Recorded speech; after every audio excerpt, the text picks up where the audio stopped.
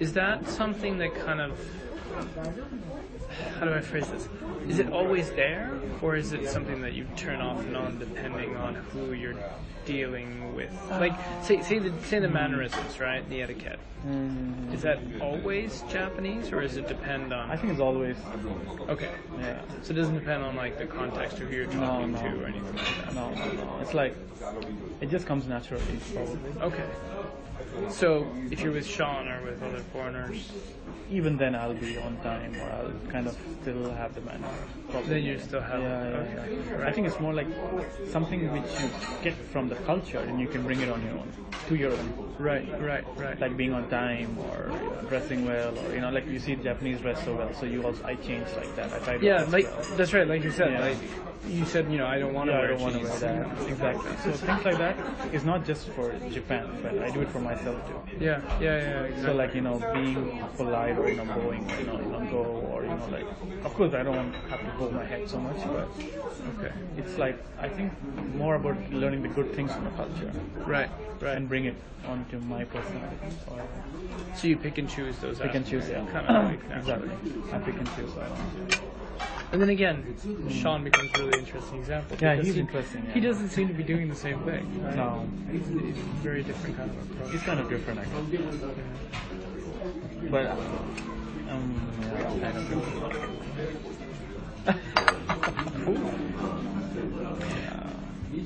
See, I want to look through here if there's any questions that I've missed. Yeah, go for it.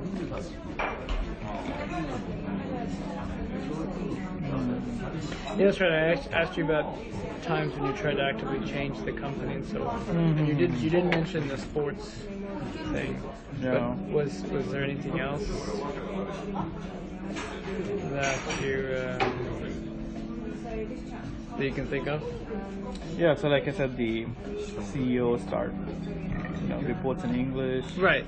But was that something you instigated, or was that he instigated to use you kind of as an excuse or as a reason, rather?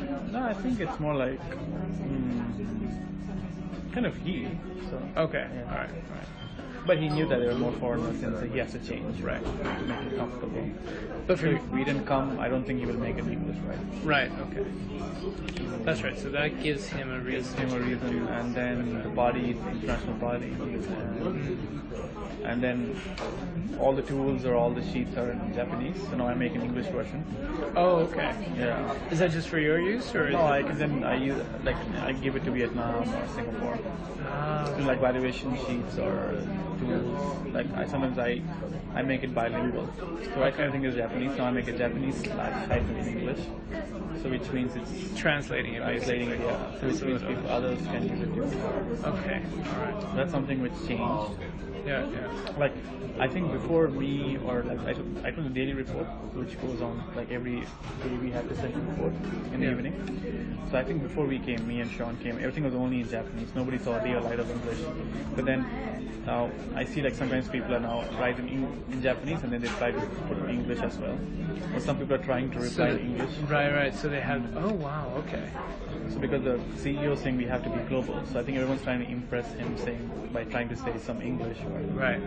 So that's not just to you; it's like between Japanese people as well. Yeah. Between Japanese. Okay, cool. But that's within the global group, I assume. No, generally. Oh, in general as well. Yeah, in general. But probably more in the global. Right? Okay. Yeah.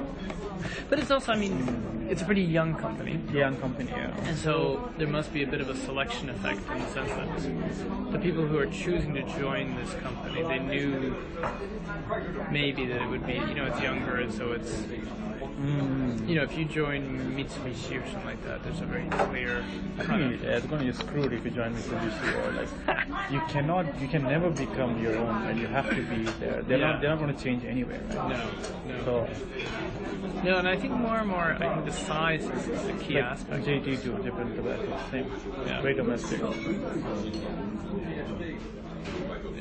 No, and it's interesting because I actually talked to someone else there, an HR person there,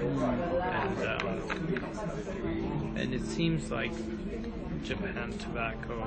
I mean, they have two sides, right? They have the JT and JTR, yeah. and they, you know, same planet, different universes. Yeah. It's just kind of very, very different. So they're having their own internal issues there, with English and Japanese. Right, exactly. And this person was seconded from JTI, so we're reviewing Yeah, all yeah. that stuff. Let's see. But you know, like three or four of our classmates, like they left already Japan. Right? Really? Yeah. So how many got hired? Yeah, 10 people eventually, 10 to 12, and that like 4 already left. I wonder if they'd be interested in speaking to me. I mean, they probably would be. You know Nat? Not who now joined. No. Our class there was Nataporn. Yeah, Small. Nat. Oh, short Nat. Yeah. She's now back in Thailand. Ah, okay. Yeah. Oh, she was one of them who joined. Yeah, she joined Eon Benfield here, the reinsurance company. Okay. But she was looking for like a broker role, but they gave her like a very quant role.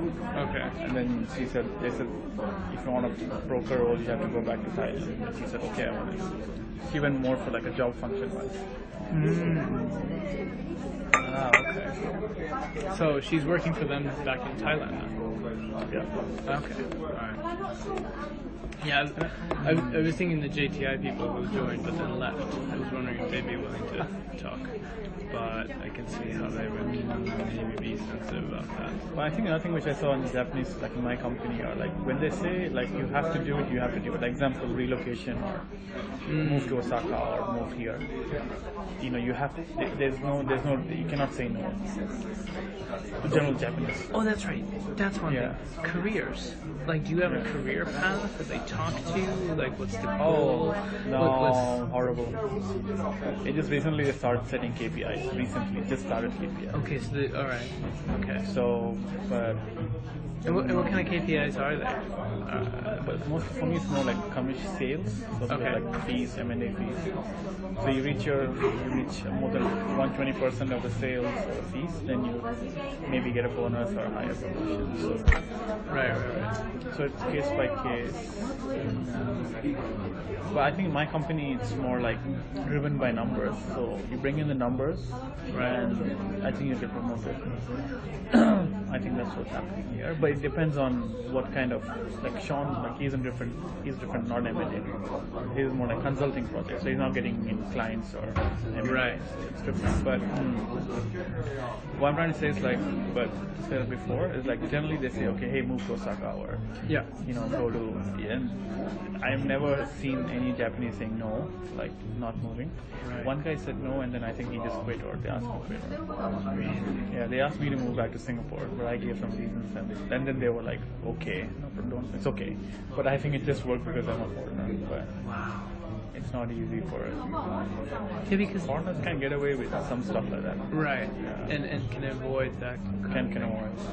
Yeah, because the HR department tends to have these plans. It's different for different companies, but HR tends to have a lot of power to be able Yeah. to move people around, and people don't really have the luxury or option of actually having preferences. I mean, I've noticed some bigger companies you can put in a preference, like I would like to do this, but that's completely like it suits the company Right. or not, right? They don't. But if it's like, if you're Japanese, it's super hard. I don't think it listens anyway.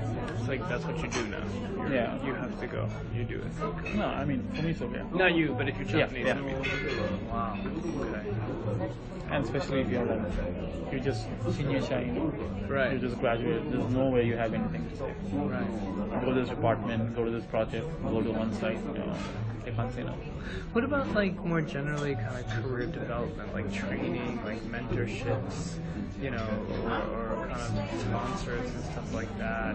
I think Japanese companies spend more on that, right?